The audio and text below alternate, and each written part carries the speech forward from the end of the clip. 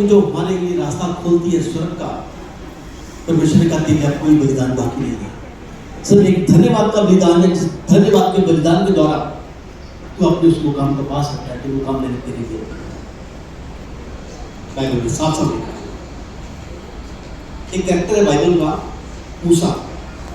कहते हैं जब वो बाइबल में, जब वो प्रभु की हुजूरी में गया तो पत्थर की पट्टियों पर 10 आज्ञाओं को लेकर आया। रात को मैं परमेश्वर की हुजूरी में बैठकर वचन तैयार कर रहा था तो परमेश्वर ने 10 बातें सिखाई माता पिता के प्रति। पहली,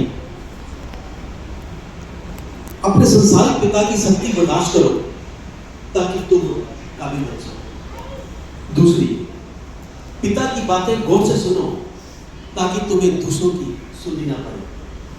तीसरी, अपने पिता के सामने ऊंचा मत बोलो वरना परमेश्वर तुमको नीचा कर देगा। चौथी, पिता का आदर सम्मान करो ताकि तुम्हारी संतान भी तुम्हारा मान सम्मान कर सके। पांचवी, पिता की इज्जत करो ताकि आप इससे फायदा उठा सकें। छठी, पिता का हुक्म मानो ताकि हर हाल में अपने जीवन में तुम खुशहाल रह सको। सातवीं, पिता के सामने नजरें झुकाकर रखो ताकि परमेश्वर तुमको दुनिया में सबसे आगे कर सके। आठवीं प्रकार याद रखें, पिता आपके जीवन में एक ऐसी किताब है जिस पर अनुभव लिखा हुआ है और सारे जीवन का निचोड़ उसके अंदर रखा हुआ है। 10वीं, पिता के आंसू तुम्हारी वजह से तुम्हारे सामने ना गिरे वरना परमेश्वर तुमको दुनिया के सामने गिरा देगा। पिता एक ऐसी हस्ती है जिसे परमेश्वर ने एक वरदान के रूप में हमें दिया। जिनके पास पिता है, माता पिता है, सब कुछ वो धन्य है। पर दुनिया में कई लोग ऐसे भी हैं जो माता पिता का मान सम्मान नहीं करते, बात कर भी नहीं करते। आज परमेश्वर के भवन खाली पड़े हैं पर वृद्धाश्रम बढ़ते जा रहे हैं। किस वजह से? और आज माता पिता का हम आदर करते हैं तो हमारी आने संतान हमारा आदर करेगी। मैं एक छोटी सी बात कहना चाहूंगा। सर, एक शहर में एक पिता अपने पुत्र के साथ रहता, बहुत ऊंचा परिवार था, सब उस परिवार को मानते थे, मगर घर में पिता का मान सम्मान। सर्दी का समय था, पुत्र ने कहा पापा घर में बड़े बड़े मेहमान आने वाले हैं, आप यहाँ घर से चले गए। कहता बेटे मैं कहाँ जाऊँगा, कहाँ जाऊँगा, कहाँ रहूँगा मैं? कहता नहीं पापा आपको जाना पड़ेगा वरना मेरी इज्जत मिट्टी में नहीं जाएगी। बाप घर से निकल जाए तो क्या इज्जत मिट्टी में नहीं जाती है? अरे पिता सामने बैठा होगा, मान सम्मान का होता होगा तो दुनिया भी आपका मान सम्मान करेगी, पर बेटा इस बात को नहीं जानता। बाप बहुत गिड़गिड़ाया, करता बेटे सर्दी का टाइम है, ठंड बहुत है, मेरे पास तो कपड़े भी नहीं है पहनने के लिए, बाहर कहाँ जाऊँगा मैं? इतना गिड़गिड़ाया कि बेटे ने बाप से बोल दिया, पीछे अस्तबल है ना, घोड़ों का अस्तबल, वहाँ चले जाइए, घास उधर लेट जाना, रात को नींद आ जाएगी आप। आधी रात के समय पिता ठंड के मारे सुखड़ता रहा। आधी रात को बेटे के पास अब गाया खड़खड़ाया, बेटा मुझे कंबल दे दे।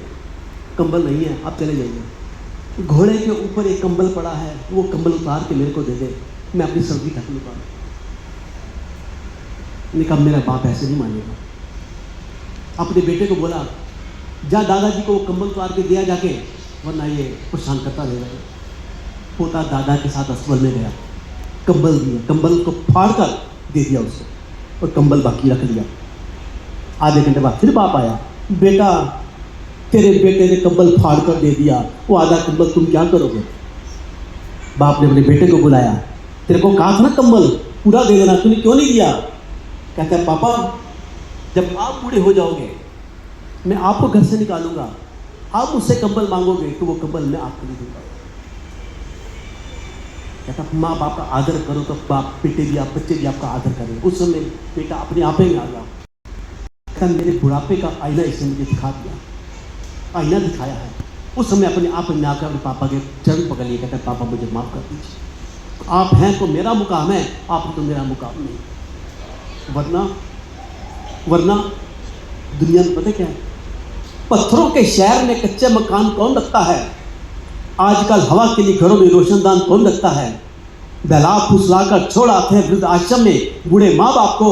आजकल अपने घरों में पुराना सामान रखता कौन?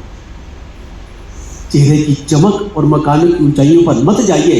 घरों में बुजुर्ग हंसते मिले जहाँ, समझ लीजिए वो घर अमीरों का है। वो घर घर नहीं रहता जहाँ कोई बुजुर्ग नहीं रहता। आंगन में खड़ा पेड़ अगर फल ना दे सके तो उसे काटना मत। फल नहीं देगा, छाया तो देगा। इसी प्रकार माँ बाप बूढ़े हो जाएं तो उन्हें घर से निकालना मत। धन दौलत नहीं दे सकते तो ना सही, हमारे बच्चों को अच्छे संस्कार और अच्छे अनुभव तो दे सकते। जितना माँ बाप का आदर करते जाएंगे, माँ बाप आपको दुनिया में उठाते जाएंगे, वरना दुनिया ऐसे गिराएगी परमेश्वर की आपको नीचे गिराएगा। आज ये परिवार जो अशीष परिवार जिन्हें अपने माँ बाप की इतनी इज्जत, इतना मान सम्मान किया है, उस मान